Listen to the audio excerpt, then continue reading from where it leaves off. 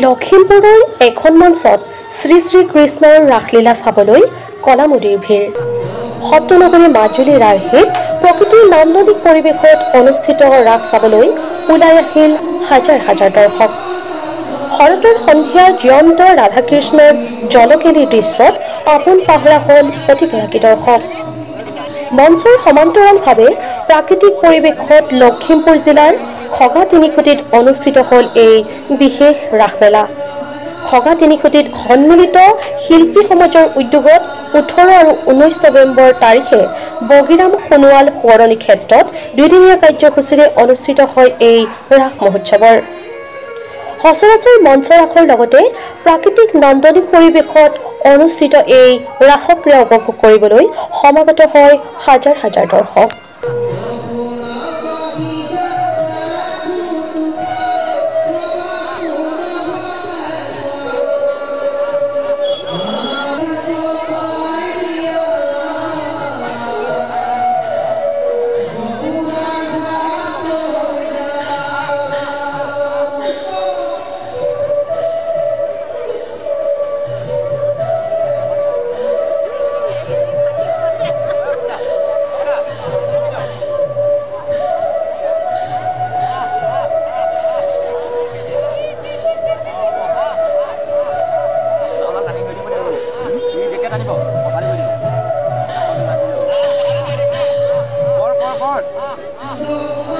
স্থানটো আমি সম্পূৰ্ণ মাজুলী আৰ্হিয়ে মাজুলী সত্ৰ আৰ্হিয়ে মানে আমি ইয়াতে প্ৰতিষ্ঠিত কৰিব বিচাৰিছোঁ।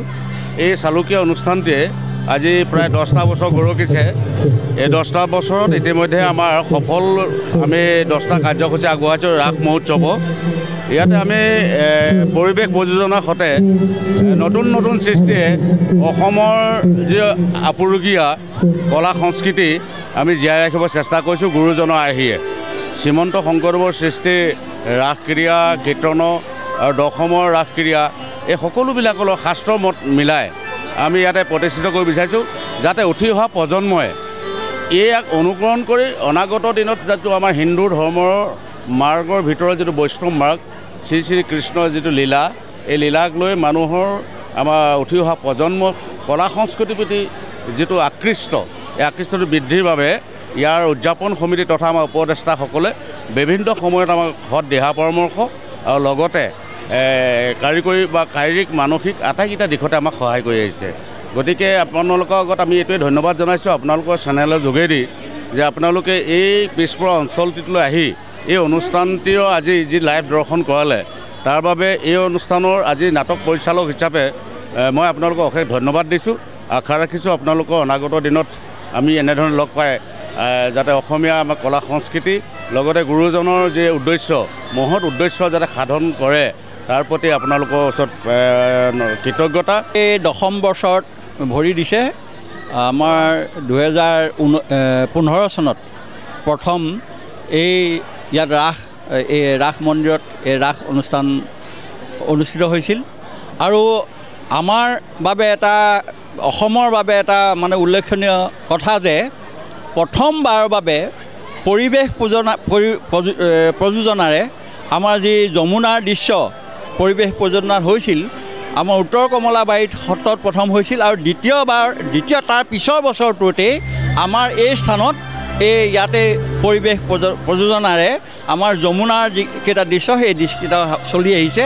সেইকাৰণে ইয়াত সেই ৰাস চোৱাৰ লগতে সেই পৰিৱেশ প্ৰযোজনাৰ আমাৰ যি যমুনাৰ দৃশ্য যি নান্দনিক দৃশ্য যি মানে সেই দৃশ্য চাবৰ কাৰণে ৰাইজে হাজাৰ হাজাৰ দৰ্শকে ইয়াত মানুহে সমবেত হয় আৰু তাৰে বহুতে ইয়াত মানে ইয়াৰ পৰা গুচি যায়গৈ সেই পৰিৱেশ প্ৰযোজনাৰ দৃশ্য চাই।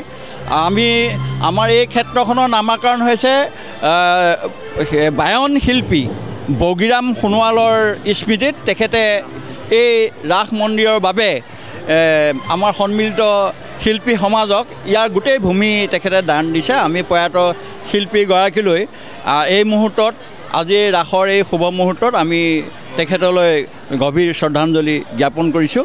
ইয়াৰ গোটেই সামগ্ৰিক পৰিকল্পনাখিনি আমাৰ এই সন্মিলিত শিল্প সমাজৰ সন্মানীয় সভাপতি গোবিন্দ চন্দ্ৰ নাথৰ আমাৰ সন্মানীয় উপদেষ্টা আমাৰ গীতাচাৰ্য পুৰন্দৰ বৰুৱাদেৱ আমাৰ মাজতে বহি আছে আৰু তেখেতৰ পৰিবাৰ ৰেখা বৰুৱা ৰেখা বৰুৱা দেৱে ইয়াত আমাৰ নৃত্যৰ যিখিনি সত্ৰীয়া নৃত্যৰ যিখিনি আমাক শিকাইছে আৰু পুৰন্দৰ বৰুৱাদেৱ আধ্যাত্মিক দিশটোৰ ইয়াত সম্পূৰ্ণ মানে আমাক হেৰি দিছে নিৰ্দেশনা দিছে গতিকে এই অসমৰ ভিতৰতেই জনপ্ৰিয় হৈ উঠিছে আমি আশা ৰাখিছোঁ অহা বৰ্ষটোত যাতে ইয়াৰ এটা মেলা আমাৰ আৰু বিভিন্ন আমাৰ ৰাসৰ দৃশ্যবিলাক যাতে নান্দনিক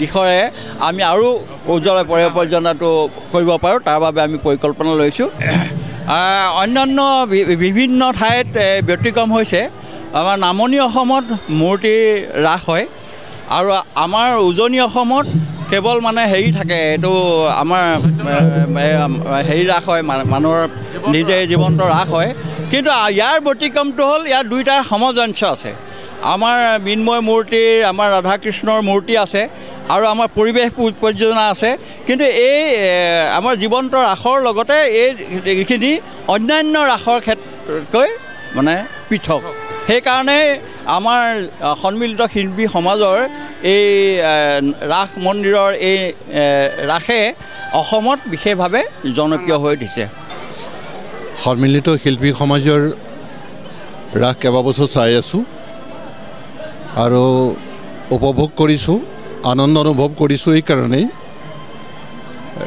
অন্য বহুখিনি ৰাস মঞ্চতকৈ এই সন্মিলিত সমাজে যি ৰাস পাতিছে অলপ ব্যতিক্ৰম ধৰ্মী বিশেষকৈ ইয়াত সৃজনীশীল যিটো চিন্তা ইয়াত তাৰ প্ৰকাশ পাইছে আৰু শিল্পীসকল ইয়াত জড়িত আছে যিসকলে এই ক্ষেত্ৰত লাগি আছে তেওঁলোকে যে নতুন চিন্তা কৰিছে এই চিন্তা অলপ ব্যতিক্ৰম ধৰ্মী আৰু অন্যফালে কথাটো হ'ল কি ৰাসৰ যি আধ্যাত্মিক সৌন্দৰ্য আৰু যি নান্দনিক পৰম্পৰা বা সৌন্দৰ্য সেইখিনি অক্ষুণ্ণ ৰাখিবৰ কাৰণে শিল্পীসকল প্ৰয়াস কৰিছে আৰু ৰাসৰ যিটো আধ্যাত্মিক বা যিটো সাংস্কৃতিক বা নান্দনিক যিটো পৰম্পৰা এইটো অক্ষুণ্ণ ৰাখি তাৰ লগতে প্ৰগতিশীল চিন্তা চৰ্চাৰে তাক আৰু বেছি নান্দনিক কৰিবৰ কাৰণে এই শিল্পী সমাজে প্ৰয়াস কৰিছে সেইটো অন্যত বিশেষকৈ দেখিবলৈ পোৱা নাযায় এইটো ব্যতিক্ৰমধৰ্মী এইকাৰণেই আৰু বাহিৰৰে যিটো তেনেকৈ ধৰণৰ এটা জীৱন্ত হিচাপে ৰাসৰ যিখিনি নান্দনিক বা কলাত্মক যিখিনি চিন্তা কৰিছে সেইটো ব্যতিক্ৰমধৰ্মী এনেধৰণে কেইবাবছৰো চাই আছোঁ উপভোগ কৰি আছোঁ এইখিনি সৃষ্টিশীল প্ৰতিভা ইয়াত প্ৰয়োগ হৈছে আমাৰ ভাতৃপ্ৰতিম শ্ৰীযুত গোবিন্দ নাথ আৰু প্ৰশান্ত বৰা প্ৰমুখে শিল্পীসকল ইয়াত জড়িত আছে স্থানীয় ৰাইজ জড়িত আছে আৰু এই ৰাইজে যিটো নিয়ম নীতি যিটো সংযম আৰু যিটো সংযম ৰক্ষা কৰি ৰাস পাতিব লাগে সেই পৰম্পৰাক তেওঁলোকে উপেক্ষা কৰা নাই যথাসম্ভৱ ৰাখিবলৈ যত্ন কৰিছে আৰু সেইটো আমি অন্তঃকৰণে কামনা কৰোঁ ইয়াৰ যিটো সাংস্কৃতিক সৌন্দৰ্য বিকাশ আধ্যাত্মিক চিন্তা ইয়াৰ যিটো সংযম এইখিনি সুৰক্ষা কৰি ৰাস যদি এনেকৈ ৰাসলীলা কৰে তেতিয়া আনন্দৰ সমাজখন ডুবি ৰাখিব আৰু সমাজখনক আনন্দত ডুবাই ৰাখিবৰ কাৰণে শিল্পীসকলে ইয়াৰ উদ্যোক্তাসকলে যথেষ্ট প্ৰয়াস কৰিছে আৰু সফল হৈছে আৰু আমিও তেনেকৈ ডুবি আছোঁ আৰু সেইকাৰণে বাৰম্বাৰ ইয়াতে আহি আছোঁ ৰাস এৰিব পৰা নাই অদূৰ ভৱিষ্যতে এই শিল্পীসকলৰ যিটো প্ৰচেষ্টা সফল হওক আৰু ৰাসৰ যিটো প্ৰকৃত মৰ্যাদা অক্ষুণ্ণ ৰাখক এইটো আমি কামনা কৰিছোঁ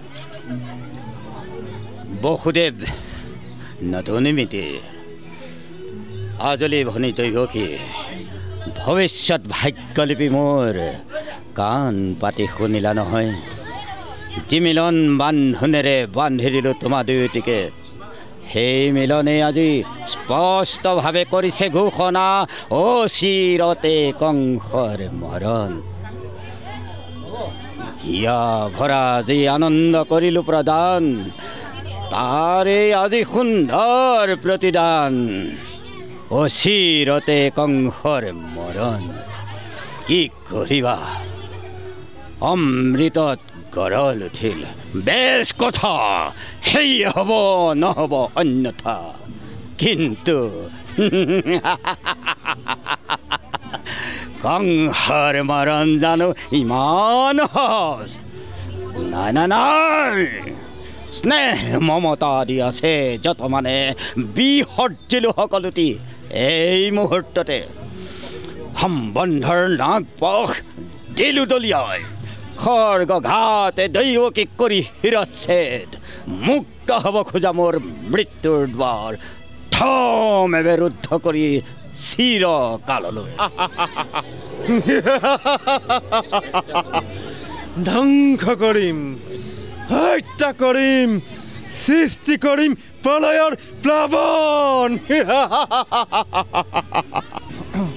শক্তিধৰ নৰপতি তুমি, প্ৰজা আমি আশ্ৰিত তোমাৰ। দুৰ্বল আমাৰ পৰা প্ৰবল শক্তিৰে আপোন ইচ্ছাৰে কাঢ়ি নিব পাৰা প্ৰতি মুহূৰ্তে। জীৱা থাকে সকলো আমাৰ, তথাপিতো কওঁ শুনা মই, মিছা কথা মই নকওঁ কদাপি, প্ৰাণান্তেও প্ৰতিজ্ঞা পালিম। কোৱা দাদা, কিবা হেতু অনৰ্থক মই ল'ব লাগে মৃত্যুদণ্ড আজি? কিবা হেতু মথুৰাৰ নিৰীহ প্ৰজাই শাস্তি পায় বিনা অপৰাধে? ৰজা হৈ ৰাক্ষস মূৰ্তিৰে মানৱ নামত কিয় কলংক সানিছা?